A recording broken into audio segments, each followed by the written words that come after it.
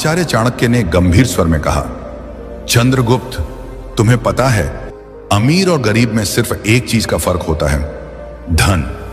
पर एक बात और सुनो चंद्रगुप्त, धन उसे नहीं मिलता जो दिन रात मेहनत करता है। धन उसे मिलता है जो जानता है कि मेहनत दूसरों से कैसे कराई जाती है।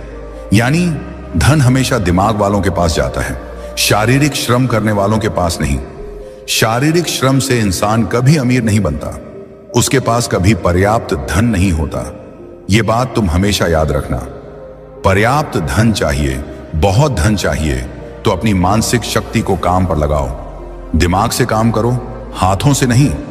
राजा कभी स्वयं श्रम नहीं करता, सेठ साहूकार कभी खुद मजदूरी नहीं करता। मजदूरी वो करते हैं जो सबसे ज्यादा मेहनत करते हैं, और सबसे ज्यादा गरीब भी वही रहते हैं। चंद्रगुप्त ने विनम्रता से पूछा, गुरुदेव, फिर अमीर बनने का असली रहस्य क्या है? फिर धनी हर कोई क्यों नहीं बन जाता?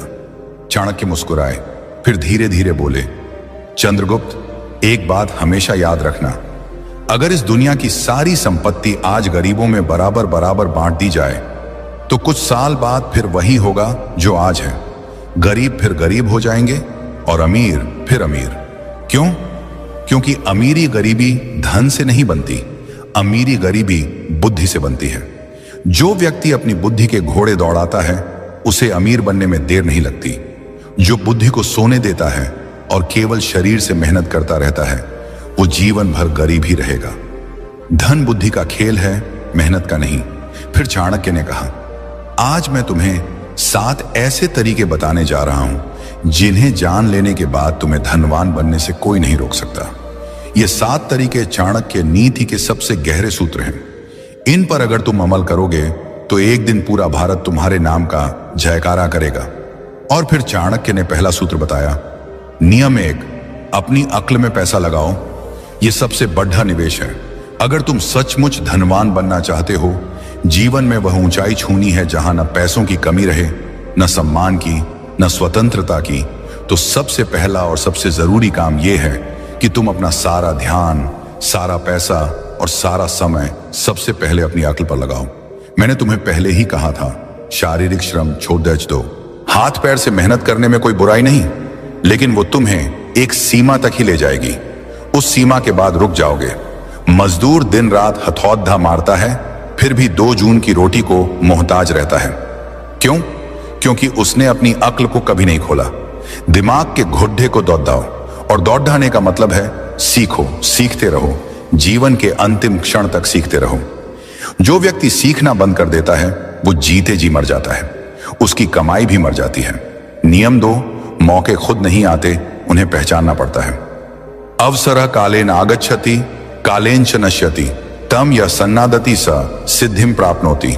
अर्थात अवसर समय के साथ आता है और समय के साथ नष्ट भी हो जाता है।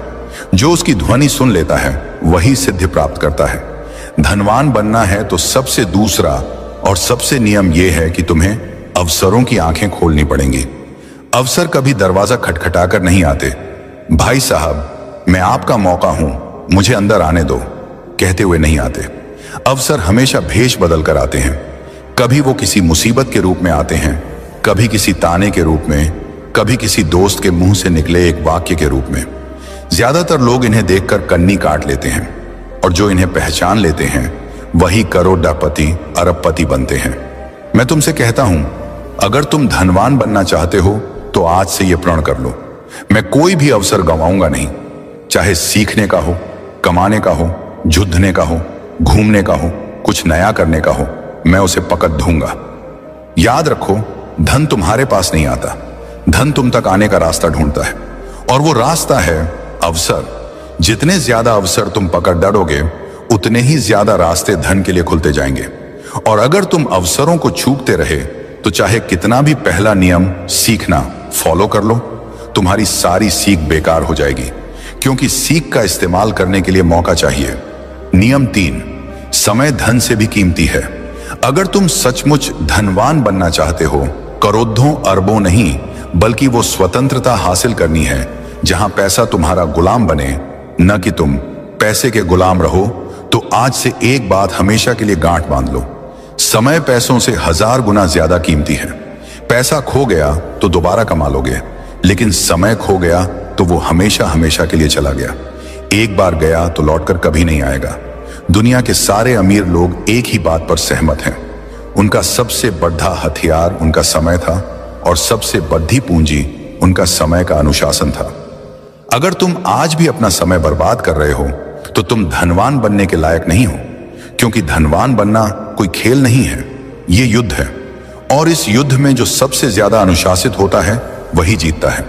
धन तुम्हारे पास तभी आएगा जब तुम उसे साबित कर दोगे कि तुम उसके लायक हो, और तुम ये तभी साबित कर सकते हो जब तुम अपना हर पल, हर सांस, हर मिनट उसे समर्पित कर दोगे। आज से प्रण कर लो, मेरा समय मेरा सबसे बड़ा खजाना है, मैं इसे किसी को छूने भी नहीं दूंगा। न फालतू लोगों को, न फालतू आदतों को, न फालतू विचारों को। मेरा हर मिनट मेरे लक्ष्य के लिए होगा। मैं 24 में से 24 घंटे अपने सपने को दूंगा। जब तक सांस है तब तक रुकूंगा नहीं। इसी एक नियम को जीवन में उतार लोगे तो 7 में से बाकी नियम अपने आप तुम्हारे जीवन में आने लगेंगे, क्योंकि जिसने समय पर कब्जा कर लिया उसने धन पर, जीवन पर, भाग्य पर कब्जा कर लिया। नियम 4, धन आने से पहले खुद को तैयार करो। धन कमाना कठिन नहीं है, सच में कठिन है धन को अपने पास रोकना। तुमने देखा होगा, लॉटरी लगी, 2-4 साल में कंगाल, सैलरी बढ़ी, 1 साल में फिर वही पुराना रोना, बिजनेस चला, 2 साल में फिर कर्ज में डूब गए। क्यों? क्योंकि धन आने से पहले उन्होंने खुद को तैयार नहीं किया था। वे बर्तन थे पर छलनी थे। पानी डालो सारा नीचे। मां लक्ष्मी बहुत चतुर हैं। वे वहां नहीं ठहरती जहां संयम नहीं, जहां नियंत्रण नहीं, जहां आदतें गंदी हैं। धन एक नदी है, अगर तुमने बांध नहीं बनाया तो वह बह जाएगी। और बांध बनता है तुम्हारे अंदर, तुम्हारी आदतों में, तुम्हारे चरित्र में। इसलिए आज का नियम सबसे कठोर और सबसे जरूरी है। धन आने से पहले खुद को तैयार करो। अगर तुम आज गरीब हो पर संयम सीख लोगे तो कल अमीर बनकर भी राजा बने रहोगे। और अगर आज अमीर हो पर संयम नहीं सीखा तो कल कंगाल बनकर रोओगे। धन आता है तो तुम्हारी असली परीक्षा शुरू होती है। वह तुम्हें दिखाता है कि तुम सच में कौन हो। लालच है या संतोष, अहंकार है या विनम्रता, फिजूल खर्ची है या विवेक, दिखावा है या गरिमा। ज्यादातर लोग इस परीक्षा में फेल हो जाते हैं। पहली बड़ी सैलरी आई नहीं कि नई गाड़ी, नया फोन, पार्टी, शराब, मौज मस्ती। 2 साल बाद फिर वही पुरानी साइकिल। मैं तुमसे कहता हूं, धन आने से पहले खुद को ऐसा बना लो कि जब करोड़ों आए तब भी तुम पहले जैसे ही रहो। जूते पुराने हों या इतालवी, तुम्हारा चलना वही रहे। खाना ढाबे का हो या 5 सितारा, तुम्हारी भूख वही रहे। यही असली तैयारी है। लालच धन का सबसे बड़ा दुश्मन है। जैसे ही 2 पैसे हाथ में आते हैं, लालच कहता है, अरे यार अब तो जी ले, अब तो मौज कर। और तुम जीने के चक्कर में अपना भविष्य मार देते हो। नियम 5, अपनी संगति को सुधारो और दिमाग को लक्ष्य के प्रति प्रेरित रखो। तुम चाहे जितना भी सीख लो, जितने भी अनुभव कर लो, जितना भी समय लगाओ, अगर तुम्हारी संगति गलत है तो सब बेकार। तुम वही बनते हो जिनके साथ रहते हो। तुम्हारी कमाई, तुम्हारा चरित्र, तुम्हारा भाग्य, तुम्हारा भविष्य, ये सब तुम्हारे आसपास के 5 लोगों के औसत से तय होता है। तुम जहां बैठते हो, जिसके साथ चाय पीते हो, जिसके साथ रात को फोन पर घंटों गप्पे मारते हो, वही बताता है कि 10 साल बाद तुम कहां होगे। जो मनुष्य धनवान बनना चाहता है वह सबसे पहले अपनी संगति को देखे, क्योंकि जिस प्रकार लोहे की कील लोहे से ही तेज होती है, उसी प्रकार मनुष्य का चित्त उसी के समान हो जाता है जिसके साथ वह अधिक समय बिताता है। जब तुम नीच, आलसी, लंपट, नकारात्मक बोलने वाले लोगों के बीच रहते हो तो तुम्हारा मन भी वैसा ही हो जाता है। तुम्हें लगता है, अरे दुनिया में कुछ नहीं हो सकता, पैसा तो किस्मत से आता है, मेहनत करने से कुछ नहीं होता। और ऐसे विचारों से तुम स्वयं ही अपने पांवों पर कुल्हाड़ी मार लेते हो। पर जब तुम उच्च चिंतन वाले, धनवान, विद्वान, संयमी और लक्ष्यनिष्ठ लोगों के बीच रहते हो तो तुम्हारा मन भी ऊंचा उठने लगता है। तुम्हें स्वयं ही लगने लगता है, मैं भी कर सकता हूं। चंद्रगुप्त, जीवन में एक बात हमेशा याद रखना, उधार वो दीमक की तरह है जो रिश्ते को खोखला कर देता है, चाहे वो रिश्ता कितना ही मजबूत क्यों ना हो। और इन्हीं उधारों से धन की सबसे ज्यादा हानि होती है। जीवन में धन मांगने के लिए अक्सर हमारे अपने खास रिश्तेदार आते हैं, कभी कभी दोस्त भी, लेकिन हम ना कहने में हिचकिचाते हैं, डरते हैं कि कहीं रिश्ता टूट ना जाए। हकीकत यह है कि बहुत से लोगों को पता ही नहीं होता कि ना कैसे कहा जाए, क्योंकि उनके पास सही शब्द या तरीका नहीं होता। लेकिन आज मैं तुम्हें यही रणनीति बताऊंगा। जब कोई तुमसे उधार मांगने आए, अगर तुम ये 3 सवाल पूछ लोगे तो वो खुद ही उधार मांगने के बजाय कोई और बहाना बनाकर तुम्हारे यहां से चुपचाप निकल जाएगा। लेकिन चंद्रगुप्त, ये एक विद्या है जो डर से मुक्ति देती है। अगर तुम नहीं जानोगे तो हमेशा उलझते ही रहोगे, क्योंकि मैंने अक्सर देखा है कि लोग इसी वजह से अपनी जिंदगी की कमाई गंवा बैठते हैं। नमस्कार दोस्तों, डे इंस्पायर्ड चैनल में आपका फिर से स्वागत है। अगर आपको भी चाणक्य नीति पसंद आती है तो कमेंट में जरूर बताएं कि आप भारत के किस राज्य से ये वीडियो देख रहे हैं, ताकि हम समझ सकें कि हमारी बातें कहां कहां तक पहुंच रही हैं। और चलिए बिना देर किए वीडियो की शुरुआत करते हैं। दोस्तों, चाणक्य की ये बातें आज भी उतनी ही सच्ची हैं जितनी उस पुराने जमाने में थी। कल्पना कीजिए, चाणक्य के समय में पाटलिपुत्र की गलियों में एक साधारण व्यापारी रहता था। नाम था विष्णुदास। वो दिन रात मेहनत करके अपना व्यापार चलाता था, अनाज बेचता था और थोड़ी बहुत बचत करता था अपने परिवार के लिए। एक दिन उसका दूर का रिश्तेदार आया, बोला, भाई मेरी फसल बर्बाद हो गई है बाढ़ में, बस थोड़े पैसे उधार दे दो, अगली फसल में लौटा दूंगा। विष्णुदास का दिल पसीज गया। उसने अपनी सारी बचत दे दी, लेकिन महीने बीत गए, साल बीत गए, वो रिश्तेदार नजर नहीं आया। बाद में पता चला कि उसने वो पैसे अपनी ऐशो आराम में उड़ा दिए थे। विष्णुदास का परिवार भूखा रहा, बच्चे स्कूल नहीं जा सके और वो रिश्ता, वो तो पहले ही खोखला हो चुका था। चाणक्य कहते थे, धन की रक्षा करना परिवार की रक्षा करना है। आज के समय में भी यही हो रहा है। लोग फोन पर मैसेज करते हैं, भाई इमरजेंसी है, 50,000 उधार दे दे, और हम देते हैं क्योंकि नहीं देना हमें बुरा लगता है। लेकिन सच्चाई ये है कि पैसा देने के बाद रिश्ता और मजबूत होने के बजाय कमजोर हो जाता है। क्यों? क्योंकि अगर पैसा वापस नहीं आया तो झगड़े शुरू हो जाते हैं, और अगर मांगो तो तुम विलेन बन जाते हो। अब सवाल यह है कि हम इस जाल से कैसे बचें। चाणक्य की नीति हमें बताती है कि भावनाओं में बहना बंद करो और बुद्धि से काम लो। मैं आपको बताऊंगा वो 5 तरीके जो चाणक्य ने बताए थे, लेकिन सरल भाषा में, जैसे कोई बूढ़ा गुरु अपने शिष्यों को समझा रहा हो। इन तरीकों से आप ना कह सकेंगे बिना किसी को दुख पहुंचाए। और हां, मैं इसमें चाणक्य के समय की कहानियां जोड़ूंगा, ताकि आप महसूस कर सकें कि ये सिद्धांत कितने पुराने हैं लेकिन आज भी काम करते हैं। जैसे आज के समय में कोई क्रेडिट कार्ड का इस्तेमाल करके कर्ज में फंस जाता है, वैसे ही उस जमाने में लोग साहूकारों के चंगुल में फंसते थे। लेकिन चाणक्य कहते थे, बुद्धिमान वो है जो कर्ज का जाल खुद नहीं बुनता। चलिए पहले तरीके से शुरू करते हैं। ये है, तुरंत जवाब न दो। चाणक्य इसे समय की ढाल कहते थे। जब कोई पैसा मांगे, चाहे वो कितनी बड़ी मुसीबत बता रहा हो, उसी वक्त हाँ या ना मत कहो। बस मुस्कुराकर कहो, भाई मैं तुम्हारी परेशानी समझता हूं, लेकिन मेरा पैसा अलग अलग जगहों पर लगा हुआ है, मुझे अपने हिसाब किताब देखने दो, घर वालों से बात कर लूं, कल तक बता देता हूं। ये 24 घंटे आपको सोचने का मौका देते हैं और सामने वाले की नीयत भी परख लेते हैं। चाणक्य के समय में एक राजकुमार था जो हमेशा जल्दबाजी में फैसले लेता था। एक बार एक जासूस उसके पास आया, बोला, महाराज मुझे तुरंत सोने की मुद्राएं चाहिए, दुश्मन की जासूसी के लिए। राजकुमार ने उसी वक्त दे दी। बाद में पता चला वो जासूस दुश्मन का था। चाणक्य ने राजकुमार को डांटा, समय लो, सोचो, तब फैसला करो। आज के समय में भी अगर कोई ट्रांसफर करने को कहे तो कहो, बैंक बंद है आज, कल देखते हैं। आप देखेंगे अगर जरूरत झूठी है तो वो इंतजार नहीं करेगा, किसी और के पास चला जाएगा। लेकिन अगर सच्ची है तो इंतजार करेगा। यह तरीका आपको आसान शिकार होने से बचाता है। मैंने खुद देखा है, मेरे एक दोस्त ने ऐसा किया। उसका चचेरा भाई आया, 20,000 मांगे। दोस्त ने समय मांगा। अगले दिन भाई खुद बोला, रहने दे, किसी और से ले लिया। बाद में पता चला वो पैसे पार्टी में उड़ाने थे। ऐसे छोटे छोटे अनुभव हमें सिखाते हैं कि धैर्य कितना बड़ा हथियार है। अब दूसरा तरीका, सवाल पूछो लेकिन तरीके से।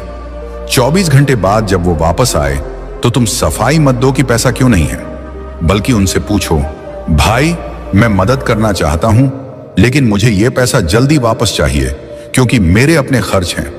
तुम्हारा वापस करने का ठोस प्लान क्या है? पैसा कहां से आएगा? यह सवाल उनकी नीयत को नंगा कर देता है। चाणक्य कहते थे, सवाल वो तीर है जो झूठ को भेद देता है। उनके समय में एक साहूकार था जो लोगों से उधार लेता था, लेकिन चाणक्य ने अपने शिष्यों को सिखाया, पूछो कैसे लौटाओगे? साहूकार हमेशा गोलमोल जवाब देता और लोग बच जाते। आज के समय में भी अगर कोई कहे सैलरी से दे दूंगा तो ठीक है, लेकिन अगर बोले चिंता मत कर, भरोसा रख, तो सावधान हो जाओ। तब तुम कहो भरोसा तो है लेकिन रिश्ता पैसों से ऊपर है। अगर पैसा नहीं लौटा तो रिश्ता खराब हो जाएगा और मैं वो नहीं चाहता। ये बात उन्हें सोचने पर मजबूर कर देगी। एक बार मेरी मौसी के साथ ऐसा हुआ। उनका भतीजा आया, पैसे मांगे। मौसी ने सवाल पूछा। भतीजा हकलाया और खुद ही बोला, रहने दे चाची, मैं किसी और से ले लूंगा। बाद में पता चला वो पैसे शेयर मार्केट में लगाने थे जहां वो हार गया था। ऐसे में सवाल पूछना आपको रक्षक बनाता है, न कि लुटेरा।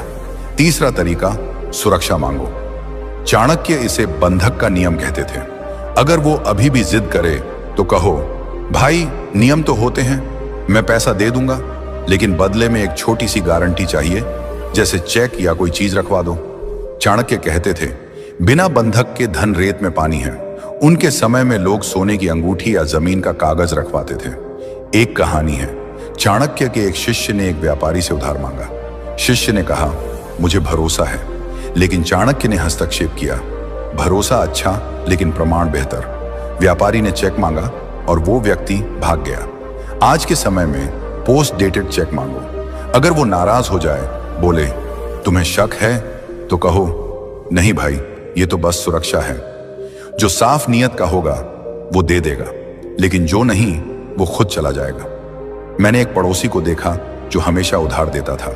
एक बार उसने गारंटी मांगी और मांगने वाला नाराज हो गया, लेकिन बाद में पड़ोसी का पैसा बच गया क्योंकि वो व्यक्ति दूसरों को ठग रहा था। यह तरीका आपको मजबूत बनाता है और रिश्ते को बचाता है। चौथा तरीका, कमी का भ्रम पैदा करो। अगर वो कहे ठीक है घर वालों से बात कर लो, तो कहो यार पैसा तो था लेकिन अभी अभी फिक्स डिपॉजिट में डाल दिया, अगर निकालूंगा तो नुकसान होगा, अगर तुम वो नुकसान भरोगे तो निकाल लूं। चाणक्य इसे अभाव का माया कहते थे। उनके समय में एक राजा ने अपने मंत्री से कहा, मेरे पास खजाना है लेकिन अभी बंद है, अगर तुम खोलने का खर्च दोगे तो दे दूंगा। मंत्री खुद पीछे हट गया। आज भी यही काम करता है। कोई उधार मांगने वाला आपके नुकसान को क्यों भरे, वो खुद कहेगा रहने दे। एक बार मेरे चाचा ने ऐसा किया। उनका दोस्त आया, पैसे मांगे। चाचा ने कहा बैंक से निकालूंगा लेकिन पेनल्टी लगेगी। दोस्त बोला नहीं, मैं किसी और से ले लूंगा, और पैसा बच गया। ये तरीका चतुराई से काम करता है, बिना झगड़े के। पांचवा तरीका, छोटा दान दो अगर मुसीबत सच्ची हो। चाणक्य कहते थे, दान से शत्रु भी मित्र बन जाता है। अगर कोई सच में बीमार है या बच्चे की फीस है तो पूरी रकम उधार मत दो।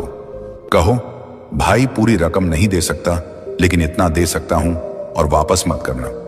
इससे तुम्हारा ज्यादा पैसा बच जाता है, इज्जत बढ़ती है और वो दोबारा बड़ी मांग नहीं करेगा। चाणक्य के समय में एक गरीब किसान राजा के पास आया। राजा ने पूरी मदद नहीं दी लेकिन छोटी मदद की। किसान हमेशा आभारी रहा। आज के समय में भी अगर कोई 50,000 मांगे तो 5,000 दे दो दान में, वो खुश होगा और तुम सुरक्षित। मेरी एक बहन ने ऐसा किया। उसकी सहेली आई, पैसे मांगे। बहन ने छोटी रकम दी और रिश्ता मजबूत हो गया। अब अगर रकम बड़ी हो, जैसे लाखों, तो कागजी काम जरूरी। चाणक्य कहते थे, लेखन बिना व्यवहार विवाद का बीज है। एग्रीमेंट बनाओ, चेक लो। जो साफ होगा वो मान जाएगा, जो नहीं वो भागेगा। अंत में चाणक्य की सीख, रिश्ते की कीमत समझो।